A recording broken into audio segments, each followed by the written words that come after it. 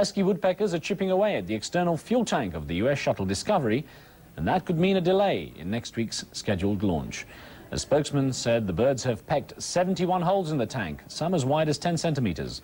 NASA's using low-tech methods to scare away the birds, owl decoys and loud air horns. No, the team was frustrated with being so close to launching Discovery in early June, and at that time Mother Nature intervened in the form of the woodpeckers and caused a delay.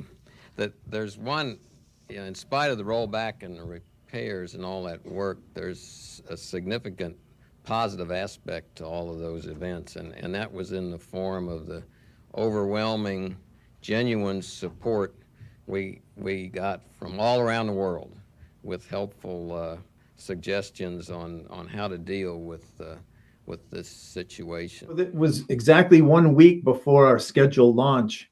It was a Thursday, and on Thursdays, we would launch the following week, but that Thursday night we would go into quarantine at the Johnson Space Center.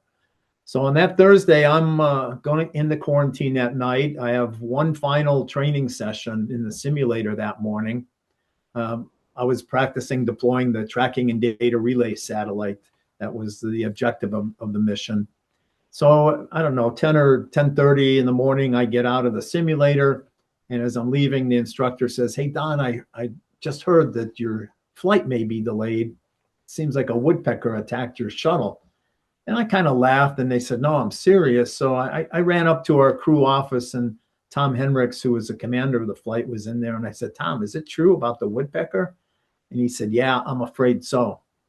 So this woodpecker was drilling holes in the shuttle. The shuttle external tank is made of aluminum, and it's covered with 3 to 4 inches of spray-on foam, polyurethane foam insulation to protect the cryogenic fuel, in the heat of Florida and the humidity of Florida there. And the woodpecker would drill into the foam trying to build a nest. It would hit the aluminum, couldn't go any further. It would move over a few feet and try another hole, and then another hole and another hole. And this happened over it was Memorial Day weekend. This was in late May when this happened. And they had reduced staffing. They were kind of, they hadn't started the countdown yet. They were just getting prepared to get it going. So they had reduced staffing out at the launch pad, which is one of the reasons they say that nobody really noticed this. But they knew what was going on. NASA has, 50, 75 hours of video of this woodpecker drilling the holes. And as the woodpecker would move from location to location on the fuel tank, somebody would move the camera, you'd see him zoom in, focus, and we'd watch the woodpecker drilling holes, and then it would move to a new location. And I always wondered, why didn't somebody say something after 10 holes, 25 holes, or 100 holes? But nobody did. Whoever's job it was to film it just was focused on that, and nobody stopped or nobody said anything about it. And it ended up one single woodpecker making 205 holes in the fuel tank. Somebody was watching, because again, when the woodpecker moved, they moved the camera and they're zooming in and focusing. So somebody's watching all of this. They just needed somebody to report it, to say, "Hey, yo, we got a woodpecker, doing some damage here. Tell your supervisor, pass it up the chain of command." This isn't the first incident of a woodpecker attacking a rocket, as incredible as it sounds. This is just in the last 10 years, I was reading a book on the Thor missile. And the Thor was an Air Force missile, like an intermediate range ballistic missile in the 60s. And they launched them from Cape Canaveral, did testing on them there. And there was one report of a woodpecker kind of coming up to the umbilical for the fuel line, feeding into the Thor rocket. And it's covered with aluminum and some other insulation. And one woodpecker was in there kind of drilling into that insulation material. And they tried to, put up with this for a few days. And then somebody had the idea. They put a bottle of compressed nitrogen right underneath where the woodpecker was coming. And when the woodpecker came in there, they discharged this blast of air. And they have some unofficial report that said the woodpecker was, shot up in the air, tumbled a few times, and then headed downwind and was never seen again. So we couldn't do anything like that these days because today that area is part of the Merritt Island National Wildlife Refuge. So all of the wildlife is protected. We can scare things away, but we could never, try to harm a woodpecker. They didn't harm it. They just blasted it with a little bit of compressed air. Why is it never happened again? Well, after this happened, NASA formed a team of people. It was called the BIRD team, BIRD, and that stood for Bird Investigation, Review, and Deterrent Team.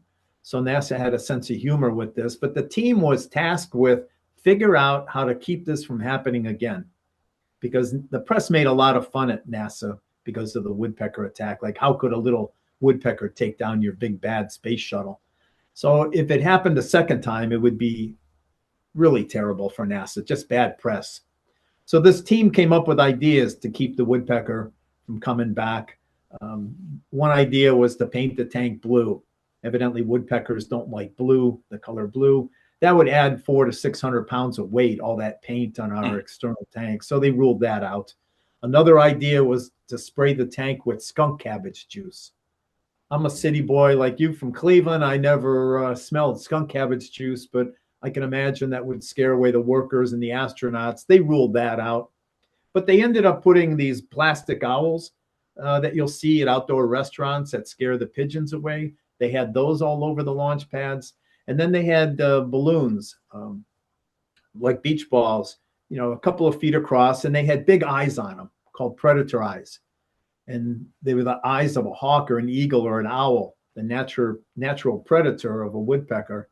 So the idea with these balloons, you put them around the pad and a woodpecker comes flying by, sees a huge set of eyes and says, oh, there's a big hawk over there. I'm not going anywhere near that launch pad. So they put all these, devices around there to scare the woodpeckers away. They had workers out at the launch pad with air horns. In 1995, it was STS-70, and it was mating season for the woodpeckers. And they were having a problem, and it became a very high-level problem. And they asked us if we would be willing to go out there on the weekend and stand on the pad at certain levels with air horns. And if we saw a bird get near the tank, we'd blow the air horn at it. They had an owl, one of the fake owls you see on people's houses and stuff. They had that. It was near the Gox cap, and it was on a gantry. And it had to be moved because the birds are smart enough, I guess, that if it doesn't move, they realize that. And I did that one time, but that was it. I really did not want to do it again. And if they saw a woodpecker, they could blast it to scare them away. They had people with water cannons, like super soakers out there too, that could squirt a little bit of water at them to scare them away. And they also piped in the sound of hawks and eagles screeching around the launch pad. Just again, a woodpecker would hear that and say, okay, I'm not going anywhere near that. So NASA did this, and they did that on every shuttle mission, to the end of the program. Now, I was down at the Kennedy Space Center 4 years ago. They were launching the Artemis 1 rocket on pad 39B. And I went out to see it there. And I'm talking to the security guard right at the gate. I didn't get in totally close to it, but I was maybe 1/8 of a mile away again. And I'm talking to the guard, and I said, yeah, I launched out of pad 39B here back in the 1990s, and a woodpecker attacked the shuttle. And he says, oh, yeah, I remember your flight. And he said, they still put the owls and the balloons out there. So in preparation for any launch, NASA's got paperwork, step by step, everything that needs to be done. There's a couple of official steps in that say install the plastic owls, deploy the inflatable balloons, the predator eye balloons are called. And this is a part of the Artemis program now. And I'm just proud to be a part of that legacy. But that is why it hasn't happened again. Was it just the one woodpecker, or was it a couple that were doing it? Yeah, I mean, 205 holes, you would think it's a big flock of woodpeckers came and did all that damage, but it ended up being just one single woodpecker doing it. And why did they do that? This was evidently during mating season for woodpeckers. This happened in the May time frame. and evidently some of the workers had disturbed some of the brush, around the base of the space shuttle, in the blast area there. They'd been doing work clearing out some of the shrubs and bushes, and they might have disturbed the nesting area for that woodpecker. I don't know. Those are the best theories of what happened and why it did it. But it was only one woodpecker. So you got to admire that woodpecker for the persistence. It's like, and if you see video of this, he's really drilling away at that fuel tank. I've learned more about woodpeckers than I should, because that's not my background, but they like to build a nest about 14 inches deep, into a tree, where they could make a, fully protected nest there. So this woodpecker would get 3 to 4 inches into that and then hit the aluminum and move over and try it again. But one persistent woodpecker. The final question I had on that is, if the shuttle had launched with that damage, would the mission have been lost, or would it have been able to survive with that damage on it? It had to be repaired, because if you're missing the insulation, that's an area where ice can form. Our cryogenic fuels, liquid oxygen, liquid hydrogen, these are minus 300, minus 400 degrees, chilled down, and you put that in a tank in Florida, and just like an iced tea, in the summertime in Cleveland, if it's humid, moisture is going to condense on there. And if it's super cold, it'll turn to ice. So if we had these 205 holes and they hadn't repaired them, those were potential areas where ice could have formed. And then that ice could break off, damage the tiles, do other damage on the space shuttle. So it had to be repaired. I think if it happened, nowadays, they would probably replace the whole tank. They wouldn't even try to repair it. They would just say, let's not take that risk. And when we got to orbit, one of the first things we do, to the crew members, get cameras, and we go to the window and we photograph the external tank. And we do that every mission, because we wanted to see if there was any damage during launch. We want to know about it before we fly the next mission. And that tank is falling away and it's going to burn up. We're never going to see it again. So they have 2 of us take pictures of it. So Mission Control was greatly interested. Hey, did you see any damage? Any effects, the woodpecker patches, the hole patches there. And they were just greatly interested in that. But everything looked okay to us.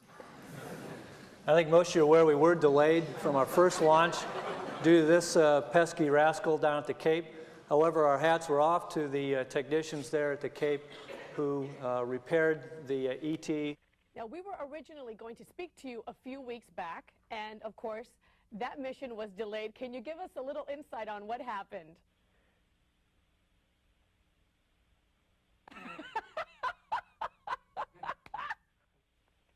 Yeah, basically the reason for our delay of 1 month was because of a woodpecker that were poking holes in our external tank. They made a number of holes, about 197 of them. We had to roll back to the vehicle assembly building to patch the holes, and we rolled back out to the pad, launched about a month late, but here we are successfully on orbit.